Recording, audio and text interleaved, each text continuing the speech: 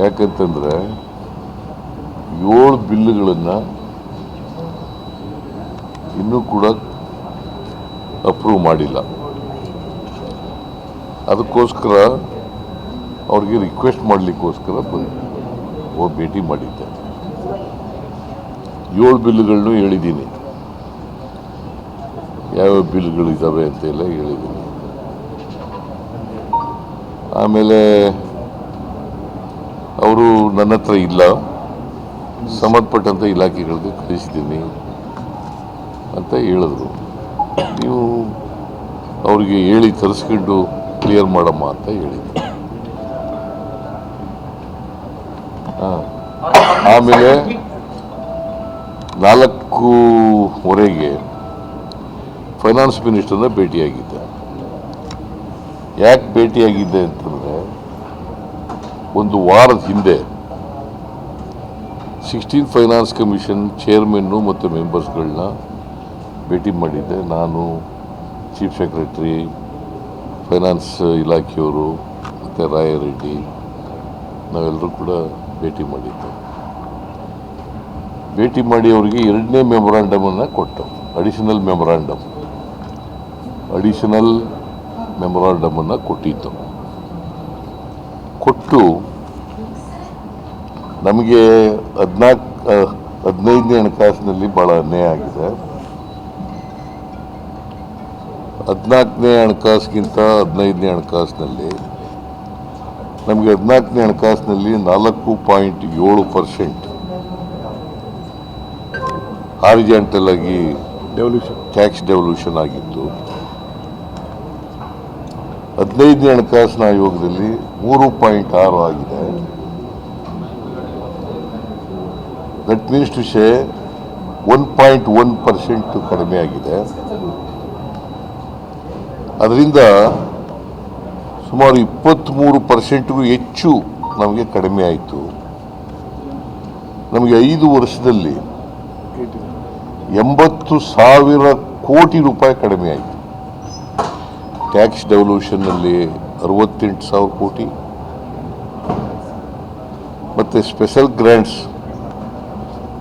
ನಮಗೆ 5,495 ಕೋಟಿ ಟ್ಯಾಕ್ಸ್ ಡೆವಲ್ಯೂಷನಲ್ಲಿ ಅನ್ಯಾಯ ಆಗಿದೆ ಅಂತೇಳಿ ಅದನ್ನು ಸರಿಪಡಿಸ್ಲಿಕ್ಕೋಸ್ಕರ 5,495 ಕೋಟಿ ಕೊಟ್ಟಿದ್ದರು. ಆಮೇಲೆ ಪೆರಿಫೆರಲ್ ರಿಂಗ್ ರೋಡ್ಗೆ 3,000 ಕೋಟಿ, ವಾಟರ್ ಬಾಡೀಸ್ಗೆ ಬೆಂಗಳೂರಿನಲ್ಲಿರ್ತಕ್ಕಂಥ ಕೆರೆಗಳು, ಸರೋವರಗಳನ್ನು ಅವರು ಅಭಿವೃದ್ಧಿಪಡಿಸಲಿಕ್ಕೆ 3,000 ಕೋಟಿ, ಒಟ್ಟು 11,495 ಕೋಟಿ, ಒಟ್ಟು 68,000 ಪ್ಲಸ್ 11,495, ಸುಮಾರು 80,000 ಕೋಟಿಯಷ್ಟು ನಮಗೆ ಕಡಿಮೆ ಆಯಿತು 5 ವರ್ಷದಲ್ಲಿ. 80,000 ಕೋಟಿ ಅಂದರೆ it's not a small amount, it's a very big amount ಅಲ್ವಾ? ಅದಕ್ಕೆ ನಮಗೆ ಆ ಥರ ಆಗಬಾರ್ದು, ಅದನ್ನು ಅನ್ಯಾಯ ಆಗಬಾರ್ದಾಗಿ ನೋಡ್ಕೊಳ್ಳಿ. ಆಮೇಲೆ ಕರ್ನಾಟಕದಲ್ಲಿರ್ತಕ್ಕಂಥದ್ದು ನಾವು ಟೋಟಲ್ ಪಾಪ್ಯುಲೇಷನ್ನಲ್ಲಿ 5% ಇದ್ದೀವಿ. ಕರ್ನಾಟಕದ ಪಾಪ್ಯುಲೇಷನ್ನಲ್ಲಿ ಅಲ್ಲ, ದೇಶದ ಪಾಪ್ಯುಲೇಷನಲ್ಲಿ, ಸಾರಿ, ದೇಶದ ಪಾಪ್ಯುಲೇಷನ್ನಲ್ಲಿ ಕರ್ನಾಟಕದ ಪಾಪ್ಯುಲೇಷನ್ 5% ಇದ್ದೀವಿ. ನಾವು GDPಗೆ 8.7% ಕೊಡ್ತಾ ಇದ್ದೀವಿ. 11-12ರಲ್ಲಿ 7.6% ಇದ್ದದ್ದು, 11-12ರಲ್ಲಿ 7.6% ಇದ್ದದ್ದು, ಈಗ 8.7% ಕಾಂಟ್ರಿಬ್ಯೂಷನ್ ಕೊಡ್ತಾ ಇದ್ದೀವಿ. ನಾವು ಇಷ್ಟೆಲ್ಲ GDPಗೆ ಜಾಸ್ತಿ ಕೊಟ್ಟರು ಕೂಡ ನಮಗೆ, ಆಮೇಲೆ GSTನಲ್ಲಿ we are second in the country. GSTನಲ್ಲಿ we are second in the country. Maharashtra number 1, Karnataka number 2. GDPನಲ್ಲಿ we are third in the country. GDPನಲ್ಲಿ, GDP ಅಂದ್ರೆ ಗೊತ್ತಲ್ಲ, ಗ್ರಾಸ್ ಡೊಮೆಸ್ಟಿಕ್ ಪ್ರಾಡಕ್ಟ್, ಆಂತರಿಕ ಉತ್ಪನ್ನ. ಆಂತರಿಕ ಉತ್ಪನ್ನದಲ್ಲಿ we are third in the country. GST ಕಲೆಕ್ಷನ್ನಲ್ಲಿ we are 2 in the country. ಅದರಿಂದ ಗ್ರೋತನ್ನು ಗಮನದಲ್ಲಿ ಇಟ್ಟುಕೊಂಡು ಮಾಡಿ. ಯಾವ ರಾಜ್ಯ ಹೆಚ್ಚು ಬೆಳವಣಿಗೆಗೆ ಆರ್ಥಿಕ ಬೆಳವಣಿಗೆಗೆ ಕಾಂಟ್ರಿಬ್ಯೂಟ್ ಮಾಡ್ತದೆ ಅದನ್ನು ಗಮನದಲ್ಲಿ ಇಟ್ಟುಕೊಳ್ಳಿ. ಆಮೇಲೆ ಈ ಪರ್ ಕ್ಯಾಪಿಟಲ್ ಇನ್ಕಮ್ ಇದೆಯಲ್ಲ ಅದನ್ನು 45% ಮಾಡಿಬಿಟ್ಟಿದ್ದೀರಿ, ಅದನ್ನು 20% ಮಾಡಿ. ಪರ್ ಕ್ಯಾಪಿಟಲ್ ಇನ್ಕಮ್ ಅದನ್ನು ಒಂದು ಗಣನೆಗೆ ತಗೊಂಡಿರ್ತಕ್ಕಂಥ ಮಾನದಂಡ ಇದೆಯಲ್ಲ ಆ ಮಾನದಂಡನ 20%, 40%, 45% ಮಾಡಬೇಡಿ. ಆಮೇಲೆ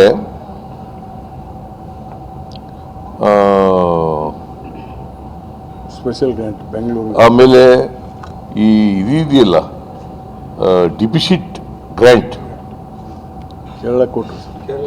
ಕೇರಳಕ್ಕೆ ಕೊಟ್ಟಿದ್ದಾರೆ, ಬೇರೆ ಇನ್ನೊಂದು ಆಂಧ್ರ ಕೊಟ್ಟಿದ್ದಾರೆ, ತಮಿಳುನಾಡಿಗೂ ಕೊಟ್ಟಿದ್ದಾರೆ.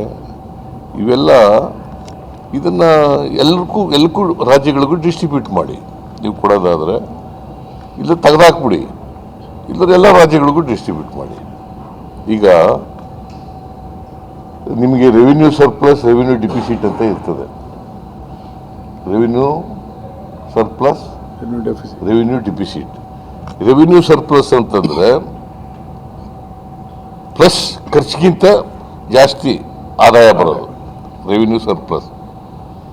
ಖರ್ಚಿಗಿನ್ನ ಆದಾಯ ಜಾಸ್ತಿ ಬರೋದು, ರಿಸೀಟ್ಸ್ ಜಾಸ್ತಿ ಇರೋದು. ರೆವಿನ್ಯೂ ಡಿಫಿಸಿಟ್ ಅಂತಂದರೆ ಖರ್ಚು ಆದಾಯಕ್ಕಿಂತ ಜಾಸ್ತಿ ಇರೋದು. Did you follow me? ನೀವೇನು ತಪ್ಪು ಬರೆದು ಬಿಡ್ಬಿಡಿ. ಆಮೇಲೆ ಏನು ಹೇಳಿ, ನಾ ಹೇಳದ್ದು ಹೇಳಿ ನೋಡಯ್ಯ. ರೆವಿನ್ಯೂ ಡಿಫಿಸಿಟ್ ಅಂತಂದ್ರೆ ನಾವು ಬರ್ತಕ್ಕಂಥ ಆದಾಯ ಇದೆಯಲ್ಲ ಆದಾಯಕ್ಕಿಂತ ಖರ್ಚು ಜಾಸ್ತಿ, ಅದು ರೆವಿನ್ಯೂ ಡಿಫಿಸಿಟ್. ರೆವಿನ್ಯೂ ಸರ್ಪ್ಲಸ್ ಅಂತಂದ್ರೆ ಖರ್ಚಿಗಿಂತ ಆದಾಯ ಜಾಸ್ತಿ, ಅದು ರೆವಿನ್ಯೂ ಸರ್ಪ್ಲಸ್ ಅಂತ ಕರಿತೀವಿ. ಸೊ ನಮ್ಮ ರಾಜ್ಯದಲ್ಲಿ ನಾವು ಸರ್ಪ್ಲಸ್ನಲ್ಲಿದ್ದೋ. ಈಗ ಕಳೆದ ವರ್ಷ ಈ ವರ್ಷ ಮಾತ್ರ ಕಡಿಮೆ ಇದ್ದೀವಿ. ಅದರ್ವೈಸ್ ನಾವು ನೆಕ್ಸ್ಟ್ ಇಯರ್ ವರ್ಷಕ್ಕೆ ರೆವಿನ್ಯೂ ಸರ್ಪ್ಲಸ್ ಬರ್ತೀವಿ. ಸೊ ಅದರಿಂದ ಈ ರೆವಿನ್ಯೂ ಡಿಫಿಸಿಟ್ ಗ್ರಾಂಟ್ಸ್ ಅಂತ ಇರ್ತದೆ. ಯಾವ ರಾಜ್ಯಗಳು ನಿರಂತರವಾಗಿ ರೆವಿನ್ಯೂ ಡಿಫಿಸಿಟ್ನಲ್ಲಿ ಇರ್ತವೆ ಅವಕ್ಕೆ ಗ್ರಾಂಟ್ಸ್ ಕೊಡೋದು ಇದು ಸರಿ ಇಲ್ಲ. ಯಾಕೆಂತಂದರೆ ಸರಿಯಾಗಿ ಪರ್ಫಾರ್ಮೆನ್ಸ್ ಮಾಡದೆ ಹೋದರೆ, ಫಿಸ್ಕಲ್ ಪರ್ಫಾರ್ಮೆನ್ಸ್ ಸರಿಯಾಗಿ ಯಾರು ಮಾಡಲ್ಲ ಅವ್ರಿಗೆ ಮತ್ತೆ ನೀವು ಗ್ರಾಂಟ್ಸ್ ಕೊಡೋದು ಇದು ಸರಿ ಇಲ್ಲ, ಸರಿಯಾದ ಕ್ರಮ ಅಲ್ಲ ಅಂತ ಹೇಳಿ.